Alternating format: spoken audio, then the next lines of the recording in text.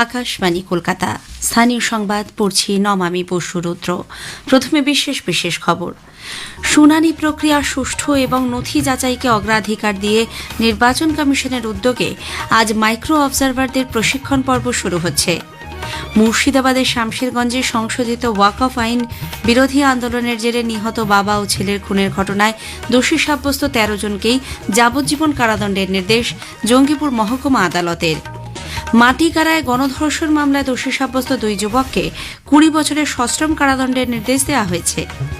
বাংলাদেশে হিন্দু যুবকের বর্বরোচিত হত্যার প্রতিবাদে আজ বেশ কিছু সংগঠন রাজ্যের সীমান্ত এলাকায় প্রতীকী অবরোধ করবে। রাত পোহালেই বড়দিন, ক্রিসমাস ইভে শহরের নিরাপত্তা সুনিশ্চিত করতে নেওয়া হয়েছে একাধিক ব্যবস্থা। বাংলা ও বিদর্ভের মধ্যে খেলা দিয়ে আজ শুরু হচ্ছে বিজয় হাজারে ট্রফি ক্রিকেট। আসছে বিস্তারিত খবরে। শুনানি প্রক্রিয়া সুষ্ঠু এবং নথি যাচাইকে অগ্রাধিকার দিয়ে নির্বাচন কমিশনের উদ্যোগে আজ মাইক্রো অবজারভারদের প্রশিক্ষণ পর্ব শুরু হচ্ছে। নজরুল মঞ্চে ২ দফায় প্রায় ৪,৫০০ মাইক্রো অবজারভারের এই প্রশিক্ষণ পর্বে রাজ্যের মুখ্য নির্বাচনী আধিকারিক মনোজ কুমার আগরওয়াল, বিশেষ রোল অবজারভার সুব্রত গুপ্ত সহ অন্যরা উপস্থিত থাকতে পারেন। উল্লেখ্য, একটি বিধানসভায় একজন ইআরও এবং ১০ জন এই ইআরওর পাশাপাশি মাইক্রো অবজারভাররা থাকবেন। শুনানি ছাড়াও খতিয়ে দেখবেন ভোটারদের তরফে জমা দেওয়া নথির বৈধতা। এদিকে ভোটার তালিকায় বিশেষ নিবিড় সংশোধনী শুনানির পর আরও ২০ লক্ষ আনম্যাপড ভোটারকে নোটিশ পাঠানোর প্রক্রিয়া শুরু হয়েছে। ১০ লক্ষ আনম্যাপড ভোটারকে গত সোমবার শুনানির নোটিশ পাঠানোর কাজ শুরু হয়েছিল। যারা ২০০২ সালের ভোটার তালিকায় নিজের নাম বা সম্পর্কিত কারো নাম দেখাতে পারেননি, এরকম প্রায় ৩২ লক্ষ আনম্যাপড ভোটারের শুনানি হবে প্রথম দফায়। এদের অধিকাংশই চলতি সপ্তাহের মধ্যে শুনানির নোটিশ পাবেন। জেলা শাসক, মহকুমা শাসক, বিভিন্ন সরকারি দপ্তর, স্কুল ও কলেজে শুনানি হবে। তবে মাধ্যমিক পরীক্ষায় বাধা সৃষ্টি করে কোনো শুনানি হবে না। এদিকে এসআইআর ফর্মে লজিক্যাল ডিসক্রিপেন্সিজ বা যুক্তিসঙ্গত অসঙ্গতি রয়েছে তাদের শুনানি হবে পরের ধাপে। মুর্শিদাবাদের শামশেরগঞ্জে সংশোধিত ওয়াকফ আইন বিরোধী আন্দোলনের সময় হিংসার জেরে নিহত বাবা ও ছেলে হরগোবিন্দ দাস ও চন্দন দাসের খুনের ঘটনায় দোষী সাব্যস্ত ১৩ জনকেই যাবজ্জীবন কারাদণ্ডের নির্দেশ দিয়েছে জঙ্গিপুর মহকুমা আদালত। একই সঙ্গে আক্রান্তের পরিবারকে ১৫ লক্ষ টাকার ক্ষতিপূরণ দেওয়ার জন্য রাজ্যকে নির্দেশ দিয়েছেন জঙ্গিপুর মহকুমা আদালতের বিচারক অমিতাভ মুখোপাধ্যায়। এর পাশাপাশি প্রত্যেকে ১০,০০০ টাকা করে জরিমানা দিতে হবে। অনাদায়ে আরও ৩ মাস কারাবাসের নির্দেশ দেওয়া হয়েছে। উল্লেখ্য, চলতি বছর ৯ এপ্রিল সংশোধিত ওয়াকফ আইন বিরোধী আন্দোলনকে কেন্দ্র করে উত্তাল হয়ে ওঠে মুর্শিদাবাদের জঙ্গিপুর, সুতি ও শামশেরগঞ্জের বিভিন্ন এলাকা। ১২ এপ্রিল শামশেরগঞ্জের জাফরাবাদে বাড়ি থেকে টেনে এনে কুপিয়ে খুন করা হয় হরগোবিন্দ দাস ও তার ছেলে চন্দনকে। ঘটনার পর থেকেই দোষীরা নিখোঁজ ছিল। এই ১৩ জনই নিহতদের বাড়ির কাছের ২টি গ্রামের বাসিন্দা। বাংলাদেশে বস্ত্র কারখানার কর্মী হিন্দু যুবক দীপু দাসের বর্বরোচিত হত্যার ঘটনায় প্রতিবাদে এপার বাংলাতেও প্রতিবাদ বিক্ষোভ চলছে। বেশ কিছু সংগঠন আজ রাজ্যের বাংলাদেশ সীমান্তবর্তী এলাকাগুলিতে প্রতীকী অবরোধ করবে। গতকাল সংগঠনে বাংলাদেশের ডেপুটি হাইকমিশনের অভিযানের সময় পুলিশি বাধা তীব্র নিন্দা করেন বিরোধী দলনেতা শুভেন্দু অধিকারী। তিনি বলেন, আগামী শুক্রবার তিনি আবার বাংলাদেশ ডেপুটি হাইকমিশন অভিযান করবেন। গতকালের ঘটনায় পুলিশের ভূমিকা নিয়ে ক্ষোভ ব্যক্ত করেন বিরোধী দলনেতা। পশ্চিমবঙ্গে কলকাতা পুলিশের এই লাঠি চালনার মধ্য দিয়ে মমতা বন্দ্যোপাধ্যায় আর ইউনূসের মধ্যে কোনো পার্থক্য নেই, এটাই প্রমাণিত হলো। ব্যক্তি ভিন্ন, আক্রমণকারীরা একই, জায়গা দুটো আলাদা, পদ্ধতি কার্যত এক। অর্থাৎ এপারের হরগোবিন্দ দাস চন্দন দাস, ওপারের দীপু চরণ দাস। বিভিন্ন সনাতনী সংগঠন, হিন্দুরা বাংলাদেশ পশ্চিমবঙ্গ বর্ডারের বিভিন্ন জায়গায় কোথাও ১ ঘন্টা, কোথাও ২ ঘন্টা অবরোধ করবে। গণধর্ষণ মামলায় দোষী সাব্যস্ত ২ যুবককে ২০ বছরের সশ্রম কারাদণ্ডের নির্দেশ দিল শিলিগুড়ি মহকুমা ফাস্ট ট্র্যাক আদালত। পাশাপাশি আদালত নির্দেশ দিয়েছে দোষীদের প্রত্যেককে ৫০,০০০ টাকা করে ক্ষতিপূরণ দিতে হবে। নির্যাতিতাকে অনাদায়ে আরও ১ বছরের কারাদণ্ড ভোগ করতে হবে বলেও উল্লেখ করা হয়েছে। উল্লেখ্য, ২০২৩ সালে মাটিগাড়া থানার অন্তর্গত খাপরাইল এলাকার একটি নির্জন স্থানে প্রাইভেট টিউশন থেকে ফেরার পথে এক ছাত্রীকে গণধর্ষণের অভিযোগ ওঠে। ঘটনার পর নির্যাতিতা মাটিগাড়া থানায় অভিযোগ দায়ের করেন। তার ভিত্তিতেই পুলিশ আলয় রায় ও বিশাল মহন্ত নামে তারই ২ সহপাঠীকে গ্রেপ্তার করে। নদিয়ার হাঁসখালিতে নাবালিকার গণধর্ষণ এবং জোর করে মৃতদেহ শ্মশানে দাহ করার ঘটনায় দোষী সাব্যস্ত সোহেল ওরফে ব্রজ গোয়ালির আমৃত্যু কারাদণ্ড হয়েছে। একই সঙ্গে ওই ঘটনায় জড়িত ব্রজর দুই বন্ধু প্রভাকর পোদ্দার এবং রঞ্জিত মল্লিককেও আমৃত্যু কারাদণ্ডের নির্দেশ দিয়েছে রানাঘাট মহকুমা আদালত।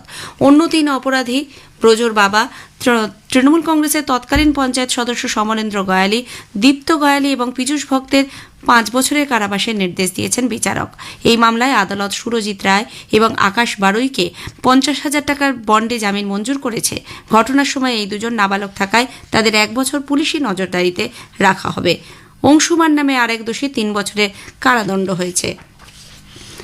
প্রধানমন্ত্রী নরেন্দ্র মোদী আগামী 28শে ডিসেম্বর আকাশবাণীতে মন কি বাত অনুষ্ঠানে তাঁর চিন্তাভাবনা দেশ বিদেশের মানুষের সঙ্গে ভাগ করে নেবেন। এটি হবে মাসিক এই বেতার অনুষ্ঠানের 129তম পর্ব। বেলা 11টা থেকে আকাশবাণী এবং দূরদর্শনের সবকটি চ্যানেল ও প্রচার তরঙ্গে অনুষ্ঠানটি একযোগে প্রচারিত হবে। আজকের প্রসঙ্গে শুনবেন বিশেষ আলোচনা প্রধানমন্ত্রী কিষাণ সম্মান নিধি প্রকল্প। উত্তর 24 পরগনা কৃষি বিজ্ঞান কেন্দ্রের বিষয়বস্তু বিশেষজ্ঞ ডক্টর চিন্ময় মাঝির সঙ্গে কথা বলেছেন দিব্য দে। আকাশবাণী সংবাদ প্রযোজিত অনুষ্ঠানটি রাত 9:30টায় গীতাঞ্জলি ও ডিটিএইচ বাংলায় শোনা যাবে। এই অনুষ্ঠান আমাদের সোশ্যাল মিডিয়া প্ল্যাটফর্মেও শুনতে পাবেন। এদিকে সংসদে সদ্য পাশ হওয়া বিকশিত ভারত জিরামজি আইন তাদের জন্য অত্যন্ত সহায়ক হবে বলে উত্তরবঙ্গের চা বাগানের এক মহিলা কর্মী জানিয়েছেন। লক্ষ্মী ভূমি কাজ খুঁজে খুঁজে বেড়াইতে কাজ করতাম, 100 দিনের কাজটা বন্ধ, এখন যখন চালু হবে তখন আমাদের ভালো। এর কাজটা 125 দিন করছে, তখন খুব উপকার হবে। এটা আপনার সুবিধা হবে? হ্যাঁ, সুবিধা হবে। কাজ পাওয়া যাইতো না, বাগানের কাজ তো নাই, তখন এই কাজটা দিলে ভালো।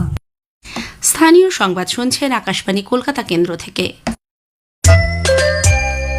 নানা অনুষ্ঠানের মধ্যে দিয়ে আজ হুগলির আঁটপুর রামকৃষ্ণ মঠে ধুনী উৎসব পালিত হবে। 1886 সালে 24শে ডিসেম্বর রাতে স্বামী বিবেকানন্দ ও তাঁর 8 জন সঙ্গী ধুনী প্রজ্বলন করে সন্ন্যাস গ্রহণের সংকল্প নেন। তারই স্মরণে দিনটি পালন করা হয়ে থাকে। এই উপলক্ষে আঁটপুর রামকৃষ্ণ মঠে বহু ভক্ত সমাগম হয়। এদিকে রাত পোহালেই বড়দিন। যীশু খ্রিস্টের আবির্ভাবে প্রাক্কালে আজ সন্ধ্যায় কলকাতার পাশাপাশি রাজ্যের বিভিন্ন চার্চ ও গির্জাতে প্রার্থনার আয়োজন করা হয়েছে। ক্যারল সঙ্গীতের মধ্যে দিয়ে প্রভু যিশুকে স্মরণ করা হবে। এই উপলক্ষে আলোর মালায় সাজিয়ে তোলা হয়েছে চার্চগুলি। কলকাতায় পার্ক স্ট্রিটে আজ রাতের ভিড় সামাল দিতে নেওয়া হয়েছে ব্যাপক নিরাপত্তা ব্যবস্থা, থাকছে কড়া পুলিশি নজরদারি। অতিরিক্ত 2000 পুলিশ কর্মীকে মোতায়েন করেছে লালবাজার। এর মধ্যে 1200 জনই থাকবেন পার্ক স্ট্রিট সংলগ্ন এলাকায়। তৈরি হয়েছে ওয়াচ টাওয়ার, থাকছে QR team, heavy radio flying squad এবং উইনার্স বাহিনী। যাত্রীদের সুবিধার্থে বিশেষ বাস চালানোর পরিকল্পনা করা হয়েছে। বড়দিনের উৎসবকে কেন্দ্র করে যাত্রীদের নিরাপত্তা ও ভিড় নিয়ন্ত্রণে মেট্রো রেল আগামীকাল নর্থ সাউথ করিডোরের পার্ক স্ট্রিট ও ময়দান মেট্রো স্টেশনে প্রবেশ ও প্রস্থানের গেট চিহ্নিত করে দিয়েছে। ওই দিন যাত্রীরা কেবলমাত্র 2 ও 3 নম্বর গেট দিয়ে পার্ক স্ট্রিট স্টেশনে প্রবেশ এবং 1, 6 ও 5 নম্বর গেট দিয়ে বেরিয়ে আসতে পারবেন। পার্ক স্ট্রিট স্টেশনে 4 নম্বর গেট যাত্রীদের জন্য বন্ধ থাকবে। অন্যদিকে ময়দান স্টেশনে 2 ও 3 নম্বর গেট দিয়ে প্রবেশ এবং 1 নম্বর গেট দিয়ে বাইরে আসা যাবে বলে মেট্রো রেল জানিয়েছে। শিখ গুরু গোবিন্দ সিং এর জন্মবার্ষিকী প্রকাশ পুরব উপলক্ষে রাজ্য সরকার বিভাগীয় ছুটি ঘোষণা করেছে। ফলে আগামী শনিবার রাজ্যের সব সরকারি, আধা সরকারি অফিস, পুরসভা, পুর নিগম, শিক্ষা প্রতিষ্ঠানে কর্মরত শিখ সম্প্রদায়ের কর্মীদের ছুটি থাকবে। পৌষ সংক্রান্তি উপলক্ষে আসন্ন গঙ্গাসাগর মেলার প্রস্তুতি সরেজমিনে খতিয়ে দেখতে মুখ্যমন্ত্রী মমতা ব্যানার্জি আগামী 5ই জানুয়ারি সাগরে যাচ্ছেন। আগামী 25 থেকে 27 তারিখের মধ্যে রাজ্য জুড়ে শীতের প্রকোপ বাড়তে চলেছে। কলকাতায় তাপমাত্রা 13 ডিগ্রি পর্যন্ত নামতে পারে বলে আবহাওয়া দপ্তরের পূর্বাঞ্চলীয় প্রধান ডক্টর হাবিবুর রহমান বিশ্বাস আকাশবাণীকে জানিয়েছেন। 25 থেকে 27-এর মধ্যে তাপমাত্রা 2 থেকে 3 ডিগ্রি পর্যন্ত কম হওয়ার সম্ভাবনা রয়েছে অনেক জায়গাতেই।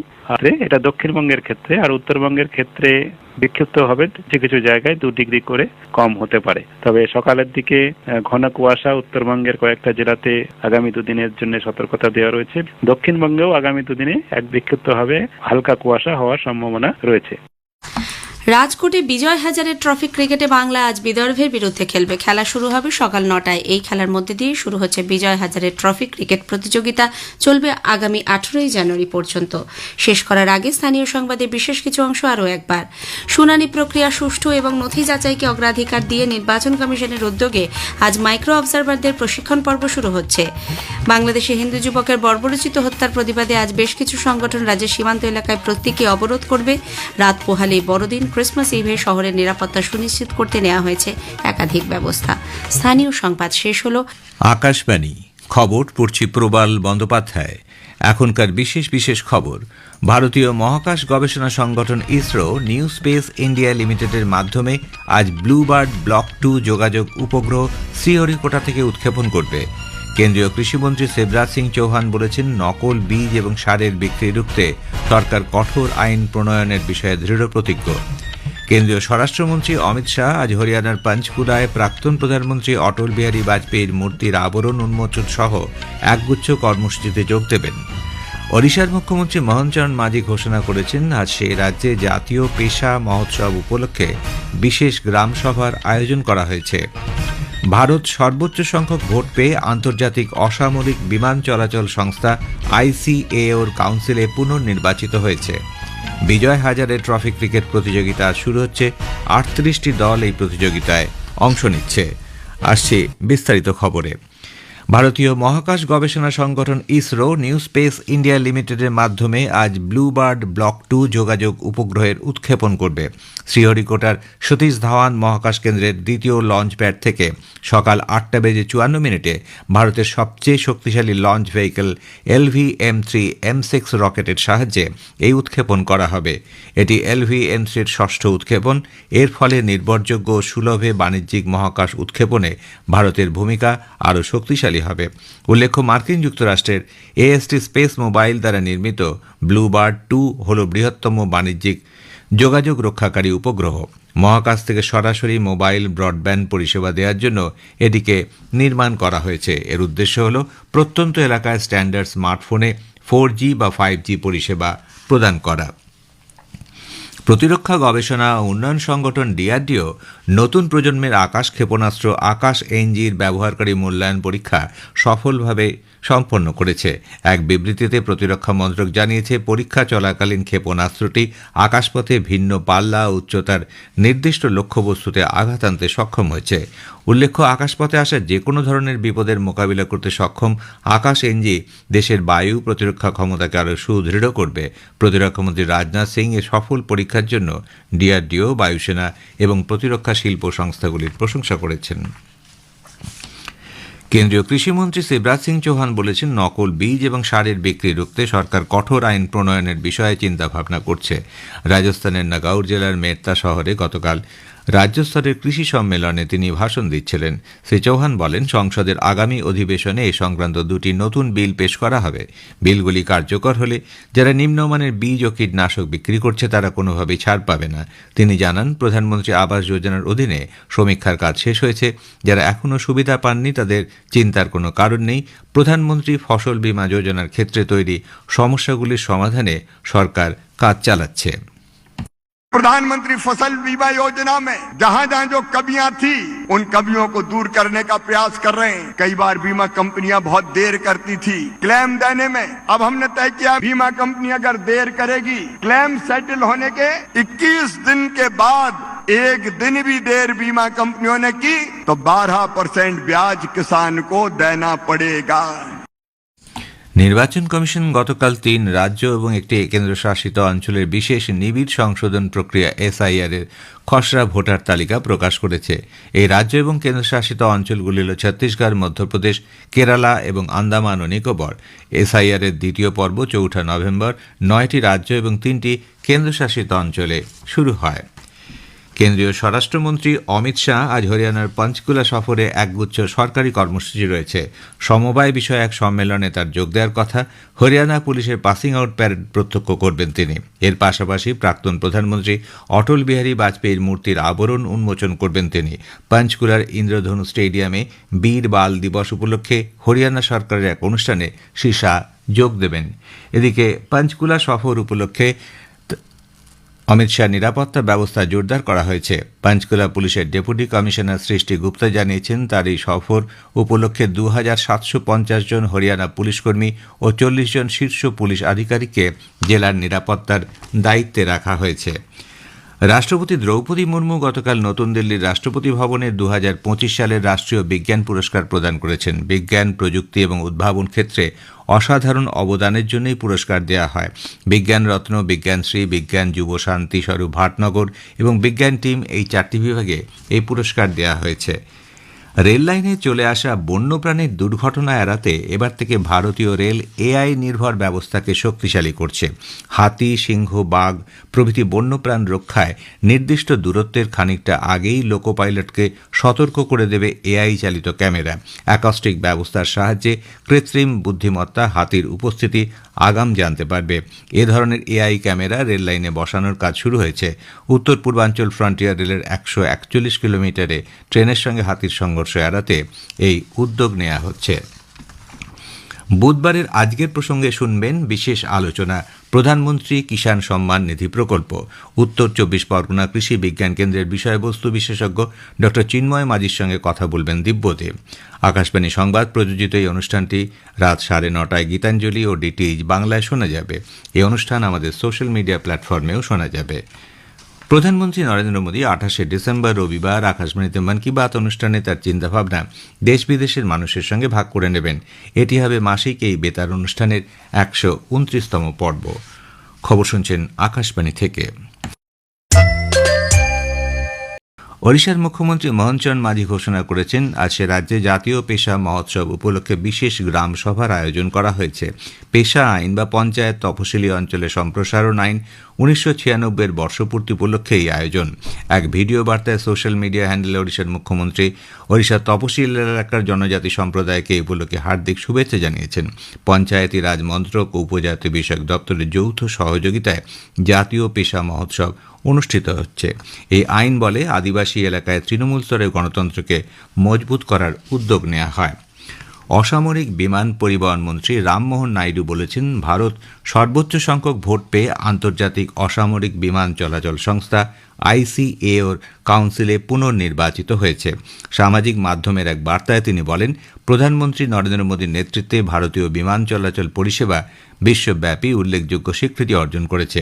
শ্রী নাইডু জানান, তিনি গতকাল ICAOর কোনো দেশ পিছিয়ে থাকবে না উদ্যোগের প্রতি ভারতের সমর্থন পর্যালোচনা করেছেন। উন্নয়নশীল দেশগুলোর সহায়তা প্রদান এবং ICAOর মান ও প্রস্তাবিত অনুশীলনগুলোর সমন্বয় সাধনের ফলে ভারত একটি গুরুত্বপূর্ণ অংশীদার হিসেবে উঠে এসেছে। কেন্দ্রীয় ক্রীড়া ও যুব বিষয়ক মন্ত্রক দেশের ক্রীড়া ব্যবস্থাকে আরও মজবুত করতে তরুণ ও প্রতিভাবানদের বিকাশে একটি বৃহত্তর সার্বিক শিক্ষানবিশী নীতির উদ্বোধন করেছে। মন্ত্রক জানিয়েছে, এই উদ্যোগের ফলে কলেজ ও বিশ্ববিদ্যালয়ের পড়ুয়াদের সামনে শিক্ষানবিশী হওয়ার সুযোগ ঘটবে। তারা ক্রীড়ার প্রশাসন ও সংশ্লিষ্ট ক্ষেত্রে হাতে কলমে কাজের অভিজ্ঞতা লাভ করবে। কর্মীবর্গ, জন অভিযোগ, পেনশন দপ্তরের মন্ত্রী ড জিতেন্দ্র সিং আজ নতুন দিল্লির ইন্ডিয়ান ইনস্টিটিউট অফ পাবলিক অ্যাডমিনিস্ট্রেশনে পঞ্চদশ পেনশন আদালতে পৌরোহিত্য করবেন। আদালতে 24টি দপ্তর ও মন্ত্রকের 1087টি দীর্ঘদিনের বকেয়া পেনশন সংক্রান্ত অভিযোগ নিষ্পত্তির জন্য গ্রহণ করা হবে। কর্মীবর্গ, জন অভিযোগ ও পেনশন মন্ত্রক বলেছে, আদালত দীর্ঘদিন ধরে পড়ে থাকা পেনশন সংক্রান্ত অভিযোগ নিষ্পত্তির পাশাপাশি পেনশন প্রাপকদের ন্যায়সঙ্গত বকেয়া অর্থ মিটিয়ে দেওয়ার পরিকল্পনা নিয়েছে।